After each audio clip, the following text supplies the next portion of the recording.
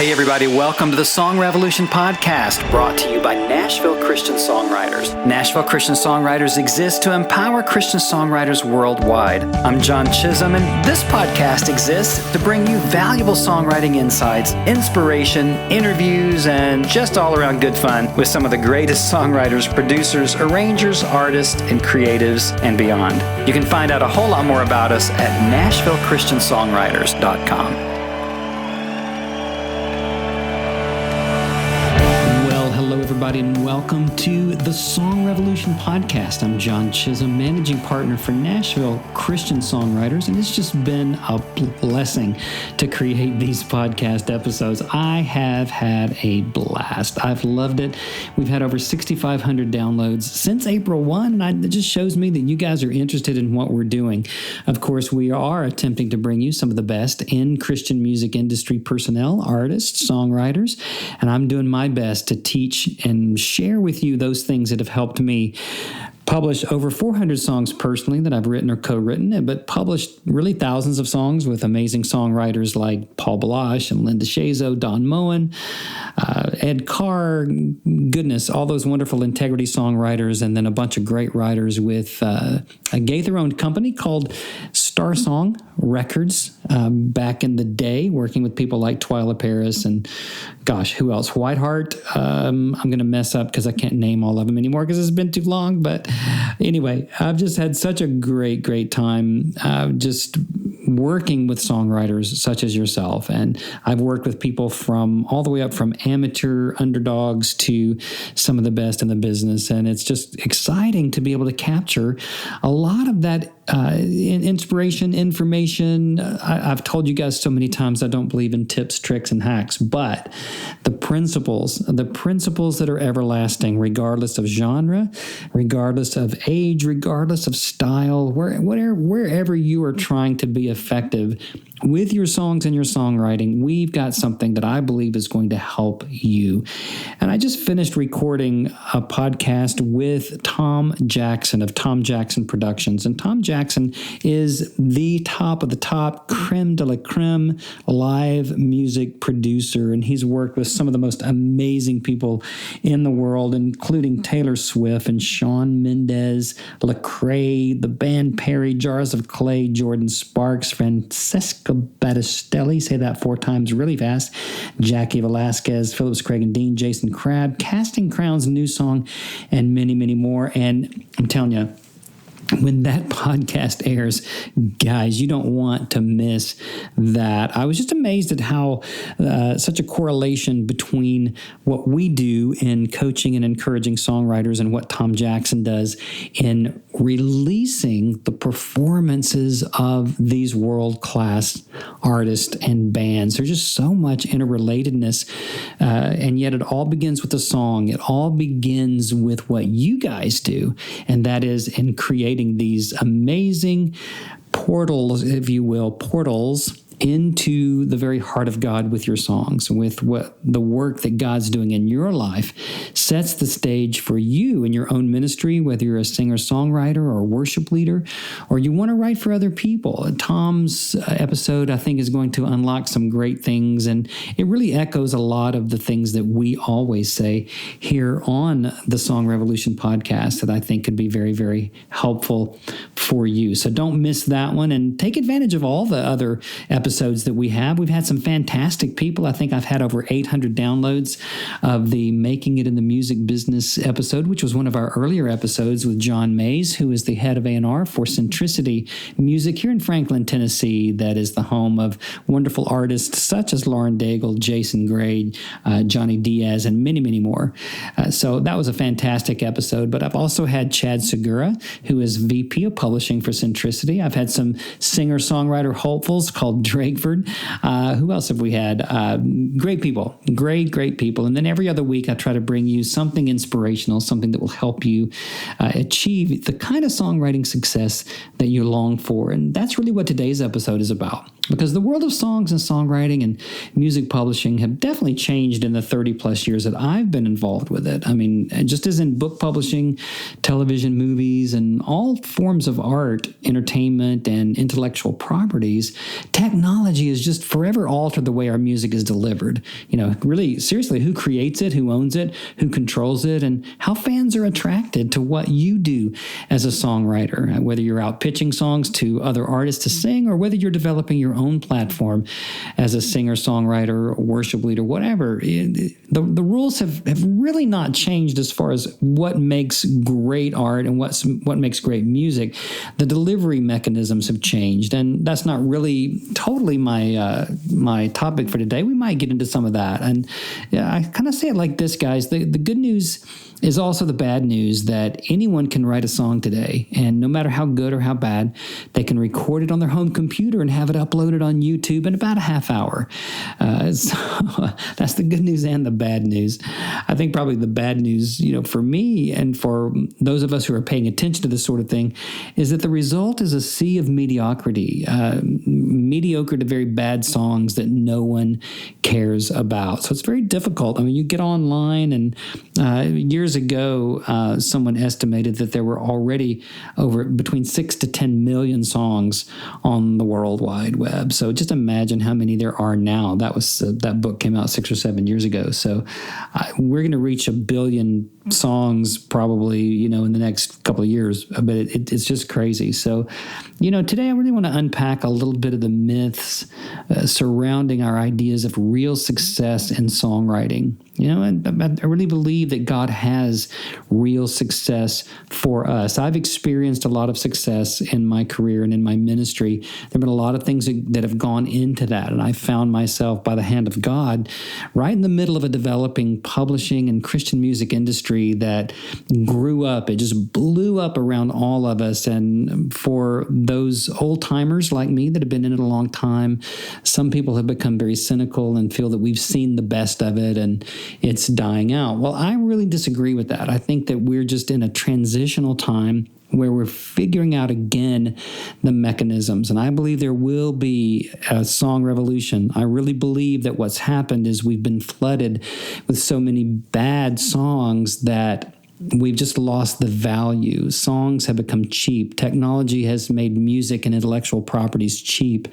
Photographs and books and all the kinds of things that used to be in high demand have become ubiquitous, and so they've lost their value to a certain extent. But I think that really should be the reason that we rise to a new level of songwriting, a new level of art, a new level of communicating the gospel that is unlike anything we've ever seen. We have the greatest tools available to us in the history of mankind. Other than prayer to God, we have the greatest tools, the greatest technology for communicating the gospel that we've ever had in our whole existence as a human race. So why can't we capitalize on that? Why can't we use those things to see a song revolution and therefore a gospel revolution? So that's what I'm gunning for, you guys. That's what I'm looking for. And we're really doing everything that we can to help you join that revolution through this podcast, through what we're doing at NashvilleChristianSongwriters.com, what we're doing through our new membership at NCS that is just all about equipping you to fulfill your call. Our mission statement, if you're not aware of it yet, you should be. The mission statement of Nashville Christian Songwriters is that we exist to empower Christian songwriters worldwide, and we do that through the great coaching and the great resources and everything that we're developing. And our membership is just so vital to that. So if you haven't taken advantage of that yet, you need to go ahead and jump in on that thing just as quickly as possible. We're offering $149 introductory for the first year. It's going to go up after that, but we're offering fresh, free monthly content to our members that will be going deep, very, very deep. A new audio library, a new video library, great new in-depth interviews. You think we're doing great here on the podcast. Wait till you hear the things that we're developing for our members. So many great things, a couple of free song critiques every year. We're going to be offering quarterly free live interactive masterclasses. We have the first one. I'm not sure when this episode, well, by the time this episode airs, we will have launched our program, but we have David Baroni and I are going to do a masterclass on July 22nd, which will be Saturday morning, 10 to 11:30 Central Central Time. And this is going to be free to our members, but it's on modern hymn writing. And David and I have had a couple of songs that have really done very, very well in that genre. O Mighty Cross, released in 1994, and it's already been in 2 hymnals so far and has taken on some worldwide recognition. And then we have a brand new song called Oh, the Wonder. And we're not going to write all of our hymns with the word "oh" in it, but it seems like a lot of the modern worship songs are out to put "oh" in every song. But we were ahead of the curve. We did it back in 94.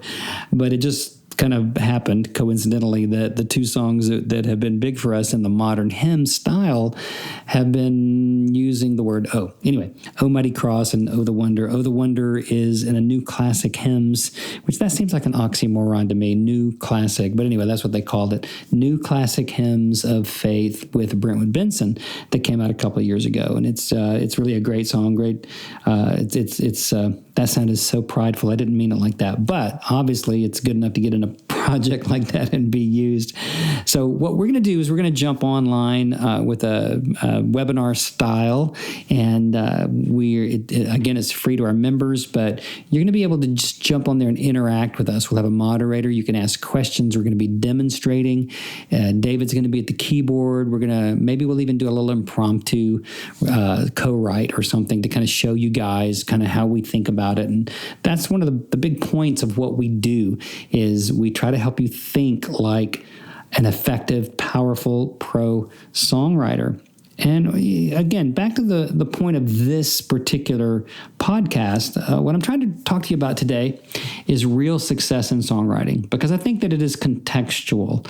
I think it's very, very important for each of us as songwriters to examine the context that God has placed us in and really look at what is songwriting success for us. Where are we? Are we in a local church and writing for our church's success? Or are we singer-songwriters and writing and creating and recording CDs that contain a particular message, whether that's healing or hope or faith or whatever that particular message is, or directed towards children or directed towards a certain type, a percentage of the adult population, whatever it is.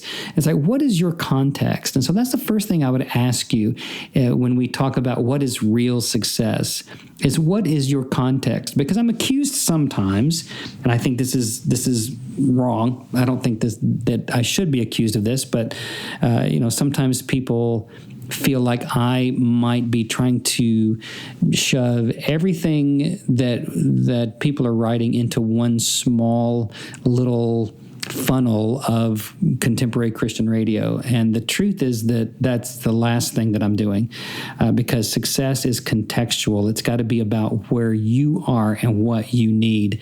The Christian radio business is its own entity, and if that's what you're wanting to write for, then great. Then we'll help you do that. But if you're wanting to write for something different, that's okay too. The world is filled with opportunity. I did a post recently in our Facebook group that was talking about there's no shortage of opportunity. There is no shortage of opportunity to be heard. If you're trying to be heard by contemporary Christian radio, well, you're going to have some hurdles to jump. It's not impossible, but you're going to have some things to work through if that is where you're trying to go. And we can certainly help you go there. But if that's not where you want to be, you need to look at where you are. Are you a regional artist? Has God given you a regional platform? Or has he given you a traveling itinerant kind of platform where, for whatever reason, you're able to book dates in different states? Maybe you started off in your local church and then started doing things around your city and then around your state, and now you're spreading out to other states, and you're buying a van and you're traveling and it's snowing and icing, and you need to be very careful with your driving habits. But anyway, the whole point is that you've been given a certain sphere in which to exercise your ministry, your calling, that thing that God has put in your life. And so that's why I say that your ministry and songwriting success is contextual. I work with a wonderful attorney who is, he's probably mid-60s, practices in 3 states, and his whole purpose in coming to me in the last year or so to learn about songwriting was so that he could write songs for his church. And so we've helped him do that. We've come alongside, and he's leading his songs in his church now. And it is more of a traditional style. He writes more of a traditional style worship chorus. But you know what? That works for him. That is his success. And then I've got another songwriter, artist that I've been working with named Terrence McCoy. And anybody that is involved with Successful Christian Songwriters, our Facebook group, or even just hanging around at all on my Facebook pages knows who Terrence McCoy is.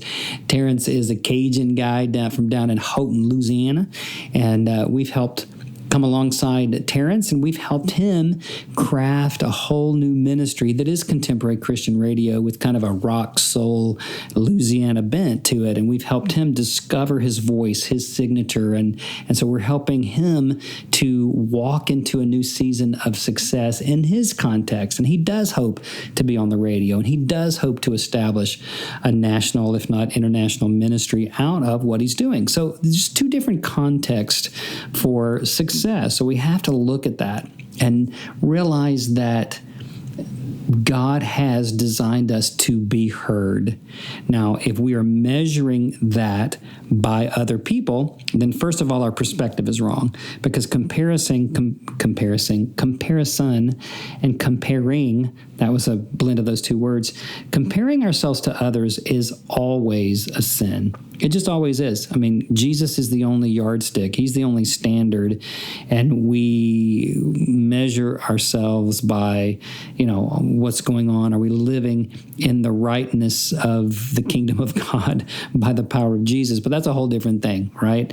But when we look at someone and judge ourselves as lacking because we're not experiencing radio success or traveling success or CD sales success or whatever it is that we feel like we're not experiencing, and we judge ourselves as failures or lacking in some way or not as good as, that's when we're really missing it. That's when we are not really recognizing that real success is contextual. Where are you? What's God called you to do? And how can you begin to build the kind of platform under yourself that would just be the best you can do, right? I mean, come on, guys. It's not all about trying to be like the people on the radio. It's about being you. We don't need another Lauren Daigle. We love Lauren. Praise God for her excellent ministry, but we don't need to try to be another Lauren Daigle. I remember back in the day when I was at Star Song, people would come in the door all the time and tell me they were the next Sandy Patty or the next Steve Green or the next Twyla Paris or the next this or that, and I would try to look at them very kindly and gently and say, well, we already have one of those. We don't need another one of those. We need you to be who you are, what you are, and how you are so that you can be the best success that God's called you to be. I think that's pretty self-evident. So, let me tell you just a little bit. I mean, we came to Nashville in the mid-'80s to take a church job that fell through. We had $40, no place to live, didn't even know what success was, didn't even know success existed in the whole wide world for us. And just through a mutual friend, I wound up meeting Gary McSpadden and Bill Gaither. They listened to a couple of pitiful little songs that I had, and they must have been men of faith because they signed me to a contract, and I started writing 5 nights a week. I mean, I would do odd jobs during the day. I was throwing papers out of the car window at 3 a.m, trudging through snow and ice all around Nashville, delivering my little newspapers, wrapping them up, throwing them in the plastic and, throwing them out the car window. But I was writing songs. I had my little notebook in the car right beside me. I remember it like it was yesterday. And I would sit there and I would write down ideas. I mean, it was lonely. I was like David out in the fields or something. My newspapers were my little sheep. And I would just write down ideas, and I would write down choruses. And one of them became the first song that I ever got recorded when the late, great Larry Goss heard, long story, wound up getting connected with with him, and he looked at one of my lyrics, put it to music, put it on a Southern gospel album, and I had my first recording and co-write with Larry Goss, and that's how it all started. And then my first year, I had about 19 songs recorded, and these guys saw that I was aggressive, and I was all over it, man. I was just going for it hard because I wanted it so bad. And over the next few years, I just kept growing hard, going hard, and wound up becoming the VP of publishing for the Gaithers organization for a number of years, and then moved over to Integrity, as you guys know. But, I look back and I see that God has given me the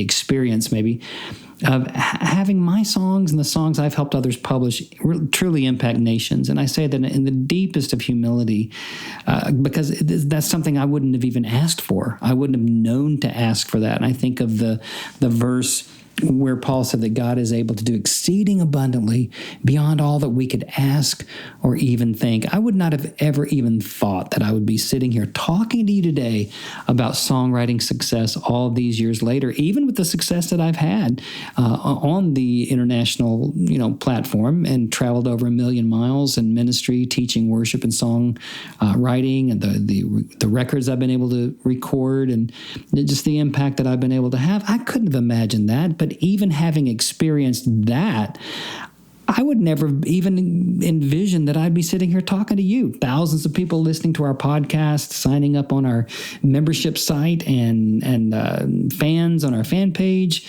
My goodness, you guys. I mean, this is stuff that I wouldn't have even had the courage to dream of. And yet this is the context God has given to me. And so I'm trying to steward it to the best ability that I can receive from him, and to really be real and authentic about what it takes to be here, and help you to realize that as well. Because the truth is that God gives us things incrementally. We don't just suddenly jump the Grand Canyon like Evel Knievel or something. Most of us have to kind of crawl down into the Grand Canyon and walk across it, one step at a time. And it's a long and arduous journey with a lot of zigzagging trails and a lot of, stubborn donkeys and all that kind of stuff. So, seriously, the road to get to what we even begin to think about success is definitely a zigzagging, kind of a difficult thing sometimes. So if we're not totally sold out to this thing, if we're not really serious about it, it's going to be very difficult to get where we think we even want to go. And sometimes when we get there, it's not really where we really wanted to go in the end, and it's maybe not where God wanted us to go. And he's always so faithful to bring course corrections and to get us back on the right path. But the whole point is that we've got to get real about where we are and what it takes to get where we really want to be. And, there's so many myths around chasing this whole music biz thing instead of authentic stewardship. And that's what I'm trying to talk to you about. If you have a ministry to elderly people in a nursing home, and you go faithfully once a month or twice a month or every week, whatever it is you do, you are doing just as much in the kingdom of God as Lauren Daigle, name the top Christian music artist. You are doing just as much as anybody else. Now, do you have a bus? Do you have a sound system? Do you have lights? Are you selling 1 million CDs? No. But guess what? You are fulfilling a vital place in the kingdom of God. And so I think one of the very first things that we have to do, and that I've had to do personally in my life, is to get rid of envy. I know that a guy named Ian Crone is teaching about the Enneagram. I haven't looked at his stuff yet, but I hear it's really, really good. And Ian, he's actually teaching a very, I'm not sure when the Enneagram came along. It's not the pentagram like the sign of the devil. It's the Enneagram. And the Enneagram is a 9-point, that just stands for 9 points, 9-point personality preference profile. And I'm a number 4. And a number 4 is someone who has to be unique. And there are weaknesses that go with the strengths, right? It's kind of like any personality profile, whether you're taking the DISC profile or the Myers-Briggs, whatever all those things are. But anyway, on the Enneagram, I'm a number 4. And a number 4 is the unique, the artist, the one who desires strongly to stand out and be different. Okay, but the downside, the negative side of being a number 4 is envy. Oh gosh, I'm going to tell on myself a little bit here. But envy has been one of my worst, not greatest sins, because sins aren't great, but it's been my worst. It's been my greatest weakness, my worst sin in my whole artistic life, maybe just my entire life anyway. But I remember years ago, I really wanted to be Stephen Curtis Chapman. And so I would get up on stage. I mean, I was traveling all over and doing great things. But there was still something in my heart that wanted to be popular and cute and young like Stephen. Well, actually, we're the same age, but to be Stephen Curtis, and I would literally open my concerts. It sounds so ridiculous now, but I'd be in front of a couple thousand people and I'd say, "Good evening, I'm Stephen Curtis Chapman," and people would laugh and applaud. But you know what? There was something deep in my heart that wished I was Stephen Curtis Chapman. I can't believe it. And then I'd make some joke about my hair looking like his, and people would laugh and blah, blah. But I'm telling you, there was something down in my heart that I was envying his radio success. I was kind of envying, he had a bus. I never had a bus. If I drove somewhere, it was in my Chevy or whatever. But, it's like artists are just the worst, right? About envy. And there's just a time in our lives where we have to repent and say, you know what? I have what I have. I'm as tall as I'm going to get. I'll probably shrink as I get older. I've got the hair color that I've got, and we can do something about that. I've got the eye color I've got. I have the body type that I have. We can always work on our skills. We can always work on our musical gifts, but at the same time, there's just a place and a way of being that God has created us. And when we start looking at others and comparing, we're always going to come up short because someone is always better than we are. Someone is always good lookinger than we are. Someone is always better looking. That'd be the way to say it. Someone is always ahead of us financially or with the kind of platform they're on or what they're doing. And so we can always just choose to make ourselves miserable if we want to by envy. But envy is the opposite of authentic stewardship and seeking the kind of faithful success that God has called us to with this songwriting thing. So that's where we have to keep our eyes on the prize and still keep up with the daily grind. That's why it's all about the little things in our lives, the faithfulness, the daily faithfulness to write, the daily faithfulness to invest in the best way that we can in our ministries, in our careers, in our songs, and take one step at a time toward those big things, but continuing to hold them with an open hand and trust God with them.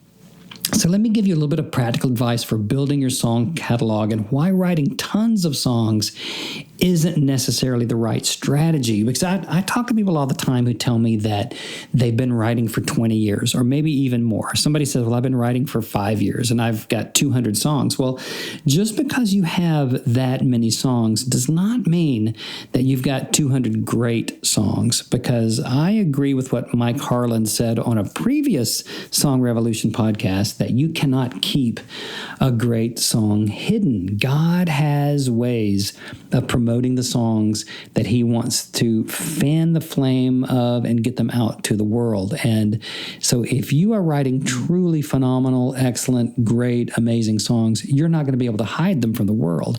And so writing a bunch of songs isn't necessarily the right kind of strategy. The strategy that you want is to build a kind of song catalog that has value in it. And the way that a song catalog has value is that it has the kind of songs that people want to sing, the kind of songs that relate directly to your audience, that call those people into a sense of experience with you. I was talking earlier about the Tom Jackson podcast that I just recorded. We'll be releasing sometime in the next few weeks. And he was talking about creating moments. Stop thinking about songs and start thinking about moments, creating moments. And I remember Roger Breland, who created and directed the group Truth for 25 years. He was, always fantastic about creating moments. And even before that, Bill Gaither, who was still out there creating moments for listeners. My goodness. I mean, we could spend a whole podcast just talking about how to create moments in your songs that connect with your audience. And it takes work, and it takes strategy, and it takes sitting down and really planning out what are the kind of topics, what are the hooks, what's the essence of a message that's going to connect deeply with your listeners in your context. What are the things that are most valuable to them? Are you just hoping that your good looks or your ability to play or those things that you feel passionate about are going to translate? Well, they often don't. One of the greatest marketing strategies is to always talk in terms of listeners' interest. If you're not speaking the things that are really important to your listeners, then you are not going to be important to your listeners. And so every song that you put together, you've got to craft in just such a way that connects powerfully with the people you get to sing to. You've got to know your audience. You've got to know their needs. You've got to know that their wants and their dreams and their hopes and their tragedies and their triumphs. If you're going to speak to them in their language. One of the worst things that worship leaders do is they do their own favorite playlist instead of leading the congregation that God's put them in front of in the kind of songs that will connect with them. And that is indeed what creates worship wars. But worship leaders would be very, very smart to serve in churches that they are suited for and that they want to be in and that they want to serve with the kinds of songs that congregation loves. That's a whole other sermon. I'm not going to go there anymore. But so building your own song catalog is really about writing the right kind of songs and not just a lot of songs. You've got to begin to think like a professional songwriter and avoid the trap of narcissism and speak to people in languages that they can understand. I mean, imagine me going to France and trying to stand up in front of an audience and talk intelligently about songwriting without an interpreter. I can't do it. I do not speak parlez-vous français. So I could not speak intelligently or well to that group of people. I would need to learn their language in order to communicate well with them. But we become so narcissistic sometimes, we think that people ought to love our material when they have no emotional connection to it. And we've not spent the time crafting an emotional message that's going to speak directly to the heart of the people God has given us to speak to.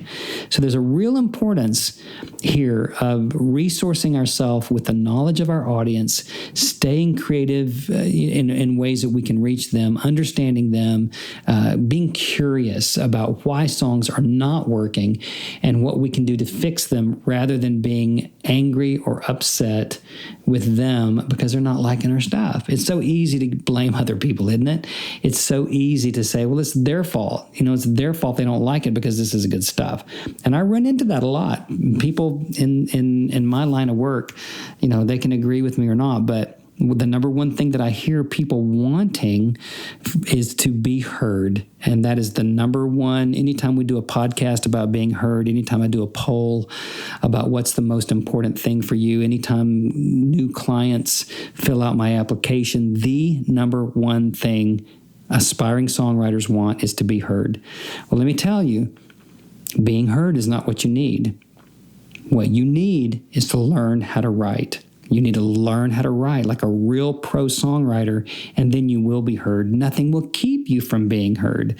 But if you get in front of people before you're ready to be heard, you're just shooting yourself, probably in something other than your foot. You're shooting yourself in the head, probably. And so you've got to get this cart before the horse thing fixed. You've got to learn, you've got to grow, you've got to become a great songwriter in order to earn the right to be heard. And that's what we're all about. That's what we're here to do, is to resource you, to help you to really demystify the song process. This is what we do with our boot camp, is we help you, we demystify the entire craft of Christian songwriting. We take all the guesswork out of it so that you can become a confident songwriter. We demystify the process. We help you dig the most creative well that you possibly can, so that there is no such thing as writer's block. I don't even believe in writer's block. I think writer's block just shows us that we either don't know how to write, or we are not resourcing ourselves well, or we're not being creative, or we're tired, or there's something else going on that's keeping us from that. And then we help you to really dig down and discover your signature songwriting style. And overall, we just empower you to write for the rest of your life and to connect in your context with great songs and great people. So that's what we do, and that's what this is about, and that's what real success is. It's connecting with the people that God has given you to connect with. And I'm so thankful that He's given you and me to connect here together. And this is all about pouring into you and empowering you to fulfill your call. So remember, real success is being successful in your context. Well, it's been great to have you on the show today. I'm so thankful that you're here. We got some great things coming up.